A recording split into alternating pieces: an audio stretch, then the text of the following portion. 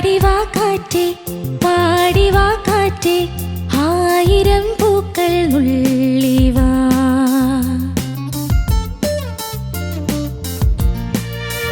പാടിവാ കാറ്റേ പാടിവാ കാറ്റേ ആയിരം പൂക്കൾ നുള്ളിവാ.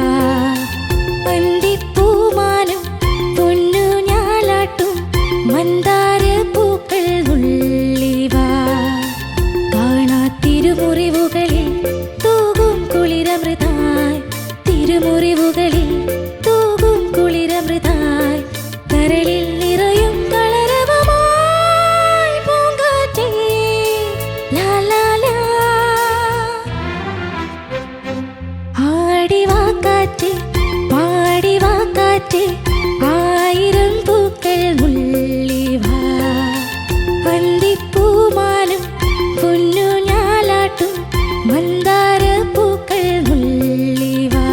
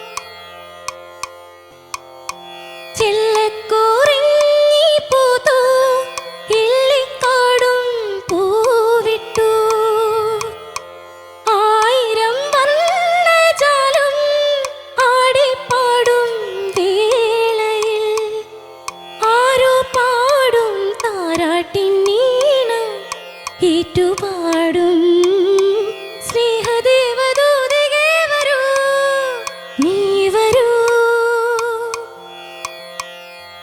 ആടിവാ കാറ്റേ പാടിവാ കാറ്റേ ആയിരം പൂക്കൾ നുള്ളിവാ. അന്തിപ്പൂമാനം പൊന്നു ഞാലാട്ടും മന്ദാര പൂക്കൾ നുള്ളിവാ.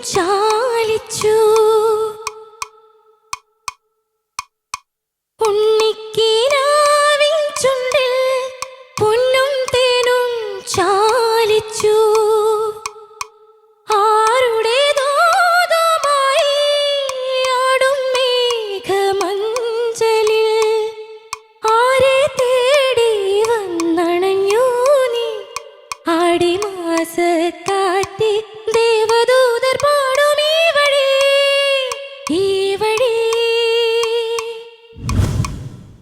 ആടിവാ കാറ്റേ പാടിവാ കാറ്റേ ആയിരം പൂക്കൾ നുള്ളിവാ. അന്തിപ്പൂമാനം പൊന്നു ഞാലാട്ടും മന്ദാര പൂക്കൾ നുള്ളിവാ. തിരുമുറിവുകളിൽ തൂകും കുളിരമൃതായി തിരുമുറിവുകളിൽ തൂകും കുളിരമൃതായി കരളിൽ നിറയും കളരവമായി പൂങ്കാറ്റേ ലാ ലാ ലാ. ആടിവാ കാറ്റേ പാടിവാ കാറ്റേ ആയിരം പൂക്കൾ നുള്ളിവാ.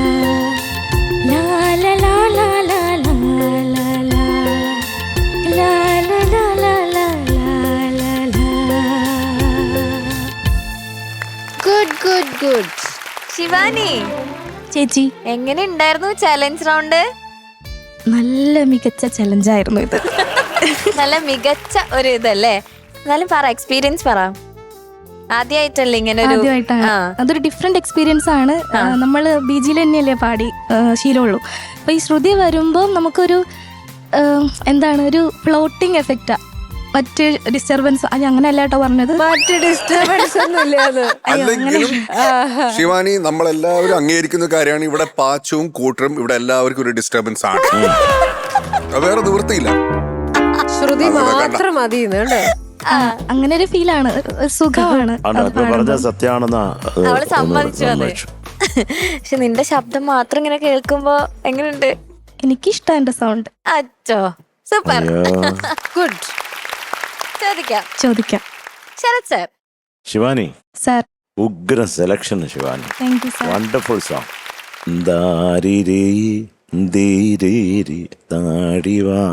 ആ ഗ്ലൈഡ് ഒന്ന് കൃത്യമായിക്കോണം കേട്ടോ.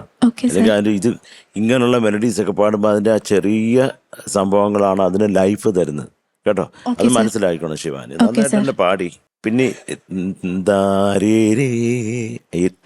ആലല, അത് ചുമ്മാ ഒരെണ്ണമല്ല, ഇത് എത്ര ശ്രുതി? എഫ്. അപ്പോൾ അവസാനത്തെ C7 കോഡിന് അത് വന്ന് കൃത്യമായില്ലെങ്കിൽ അത് കൊള്ളത്തില്ല. അങ്ങനായിട്ട് കാര്യമില്ല. ഒരു ഇളുക്കുണ്ട്, അത് കുറച്ചും കൂടെ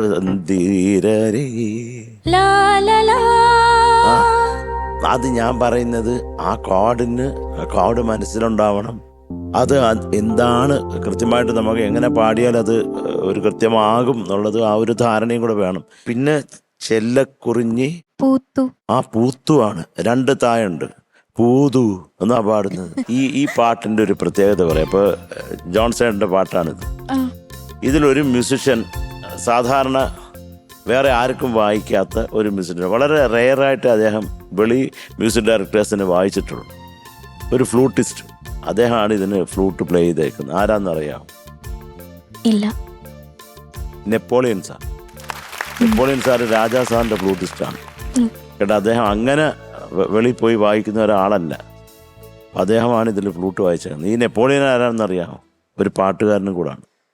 അരുൺമൊഴി എന്ന പേരിൽ പാടുന്ന ഒരു വ്യക്തിയാണ് നെപ്പോളിയൻ സാർ കേട്ടോ. അപ്പൊ ചക്കര അത്രേ ഉള്ളൂ. ചേച്ചി.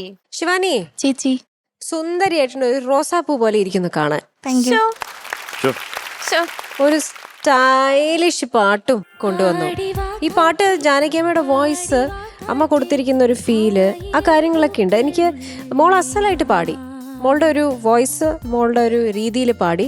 എനിക്ക് തോന്നി കുറച്ചുകൂടെ ചിരിക്കാമായിരുന്നു, ഒരു സന്തോഷം കൊണ്ടുവരാമായിരുന്നു പാട്ടിലെന്ന് തോന്നി. ശ്രുതിയുടെ കാര്യം ആലോചിച്ചിട്ട് ഇപ്പം മ്യൂസിക് നിൽക്കും, ഞാൻ പാടണല്ലോ എന്ന് ആലോചിച്ചിട്ട് ടെൻഷൻ. അത് അങ്ങനെ ഒരു ടെൻഷനേ എനിക്ക് ഉണ്ടായിരുന്നില്ല. നമ്മൾക്ക് ഒരു ലിസണർ എന്നുള്ള രീതിയിൽ നമ്മൾക്ക് കിട്ടുന്ന ഒരു ഇമ്പാക്റ്റ് ഉണ്ടല്ലോ, ആ മോള് കുറച്ചുകൂടി ഒന്നൊരു ഹാപ്പി ആയിട്ട് പാടാമായിരുന്നു എന്നുള്ളൊരു ഫീലിംഗ് എനിക്ക്. കാരണം ഇതിനകത്ത് ഒരു ഊഞ്ഞാലാടുന്ന പോലെ ഒരു ഫീലാണ് ഈ പാട്ട് മുഴുവൻ. ഇങ്ങനെ നമ്മളിങ്ങനെ ഊഞ്ഞാലാടുന്നത്, അത് ഇങ്ങനെ പോണം. ഇങ്ങനെയൊക്കെ പറയുമ്പോഴാണ് ശരത് സാറിന്റെ നമ്മളൊരു അദ്ദേഹത്തിന്റെ ഒരു ശ്രദ്ധ കേന്ദ്രീകരിക്കാൻ പറ്റുന്നത്. അല്ലെങ്കിൽ ഞാനിവിടെ ആടിവാ കാറ്റേ എന്ന് പറഞ്ഞ സാർ അവിടെ ഇങ്ങനെ വേറെ എന്തെങ്കിലും എഴുതിക്കൊണ്ടിരിക്കും. അതാണ് മോളെ കാര്യം. ശരിക്കും ഒരു ഇപ്പൊ അമ്മ കൊടുത്ത, ഇപ്പൊ സാറിന് സാർ പറ്റുമായിരുന്നെങ്കിൽ പാടി തന്നേനെ. അതിൻ്റെ ഇടയിലുള്ള ആടിവാ കാറ്റേ താരാരാര അതുണ്ട്, ആടിവാ കാറ്റേ ആടിവാ കാറ്റേ എല്ലാം ഉണ്ട്. പല പല സ്ഥലങ്ങളിലും അത് സിമ്പിളായിട്ടാണ് അമ്മ പാടിയിരിക്കുന്നത്. അതിൽ കൂടുതൽ ഇമോഷൻസ് ആണ് ആ പാട്ടിനകത്തുള്ളത്. പിന്നെ ഇതിൽ അനുപല്ലവിയിലും ചരണത്തിലും ആ ലൈൻ മോള് കട്ട് ചെയ്തു. പേടിച്ചിട്ടാണോ, ശ്വാസം കിട്ടാനിട്ടാണോ?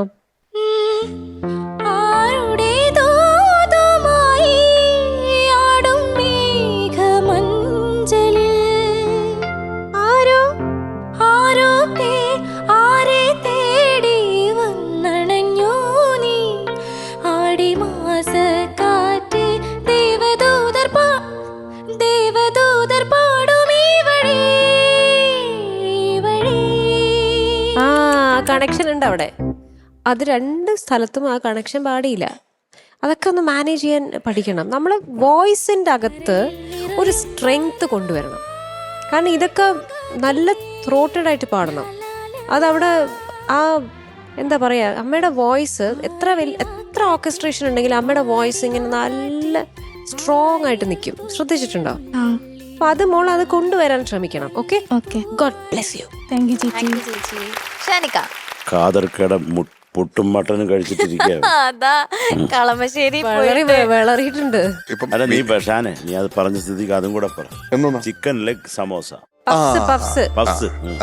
അതായത് ഫിസാറ്റിൽ ഷൂട്ട് ചെയ്യുന്ന സമയം അപ്പം വിനീതിന്റെ ഒരു മാനേജർ ഉണ്ട്, വിഷ്ണു എന്നാണ് പുള്ളിയുടെ പേര്. അപ്പൊ വിഷ്ണുയുടെ ഏറ്റവും വലിയ ഒരു ദൗത്യം എന്താണെന്ന് വെച്ച് കഴിഞ്ഞാൽ, എവിടെയാണോ ഷൂട്ടിംഗ്, വിനീതിന്റെ ഷൂട്ടിംഗ് എവിടെയാണെന്ന് വെച്ച് കഴിഞ്ഞാൽ ആ പരിസരത്തെ ഏറ്റവും നല്ല റെസ്റ്റോറൻറ്റ് ഏതാണ്, ബേക്കറി സാധനങ്ങൾ കിട്ടുന്നത് എവിടെയാണ്, ഇതൊക്കെ കണ്ടുപിടിക്കുക എന്നുള്ളതാണ് വിഷ്ണുവിന്റെ ദൗത്യം. അപ്പൊ ഞങ്ങൾ ഈ ഫിസാറ്റിൽ ഷൂട്ട് ചെയ്യുന്ന സമയത്ത് എനിക്കൊന്ന് ഫസ്റ്റ് ഡേ ആയിരുന്നു, വിനീതിന്റെ എന്തോ ഒരു സോളോ ഷോട്ട് ഉണ്ടായിരുന്നു. അത് കഴിഞ്ഞിട്ട് ത്രൂ ഔട്ട് നമ്മൾ ഒരുമിച്ചുണ്ട്. അപ്പം ഈ വിഷ്ണു വന്നിട്ട് എന്നോട് ചോദിച്ചു, ഇക്ക നിങ്ങൾ ചിക്കൻ ലെഗ് പഫ്സ് കഴിച്ചിട്ടുണ്ടോ?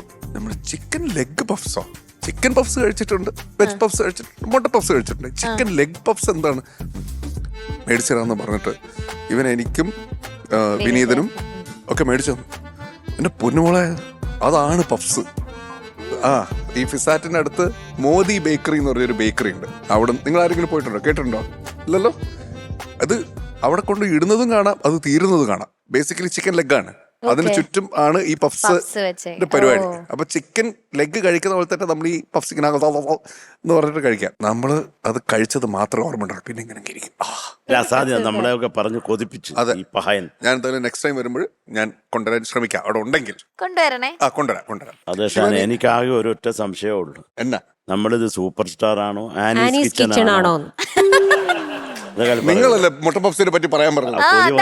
നമുക്ക് ഫുഡൊക്കെ സംസാരിക്കാലോ. അതെ, ആവാലോ. അതെ, ആവാം. തീർച്ചയായും. പാട്ട് മാത്രമായി കഴിഞ്ഞു. എനിക്ക് അത്രയും കാരണം അവിടെ പ്രൊഡക്ഷൻ ഫുഡ് എന്ന് പറഞ്ഞിട്ട് എന്റെ കൺട്രോൾ പക്ഷെ പറഞ്ഞിട്ട് മാത്രം കാര്യമില്ല ഷാൻ, ഞങ്ങൾക്ക് ഇത് കൊണ്ട് തരൂ. പ്രൊഡക്ഷൻ ഫുഡോ? അല്ല, ഞാനൊരു വാക്ക് തരാം. ഇത് നാളെ തന്നെ ഞാൻ ഈ എന്താണ് എന്റെ ചിക്കൻ ലെഗ് അത് ഞാനിവിടെ എത്തിച്ചിരിക്കും. ഓക്കെ, അപ്പൊ എന്തായാലും ചിക്കൻ ലെഗ് പഫ്സ് നമുക്ക് കിട്ടും. ചിക്കൻ ലെഗ് പഫ്സ് ഫിസാറ്റിന്റെ അടുത്തുള്ള മോദി ബേക്കറി. ഓക്കെ, മറക്കല്ലേ. ഓക്കെ, അതിന് അത്രേ ഉള്ളൂ ശിവാനി. നമ്മൾ ത്രോട്ട് മാക്സിമം നമ്മൾ you have to take care. പിന്നെ ശിവാനി വോയിസ്, ഞാൻ അതാ എഴുതിയത്, നല്ല വോയിസ് ആണ്, ബ്യൂട്ടിഫുൾ വോയിസ്. ഒരുപാട് ഭാഗത്ത് ഡൈനാമിക്സ് ഒക്കെ ഭയങ്കര രസമുണ്ട്. പിന്നെ ഈ പറഞ്ഞ പോലെ അതൊക്കെ ഒന്ന് നോക്കാം. Thank you Shanikka. ഓക്കെ, ഇനി മാർക്സ് ചോദിക്കാം. ശരത് സർ, ശിവാനിയുടെ mark. Shivani 8.6. Thank you sir. Shanikka 8.6. Shivani ഗാനക്കുടത്തിലേക്ക് മാർക്ക് നേടുന്നു. Okay, so total 17.2. Okay, all the best.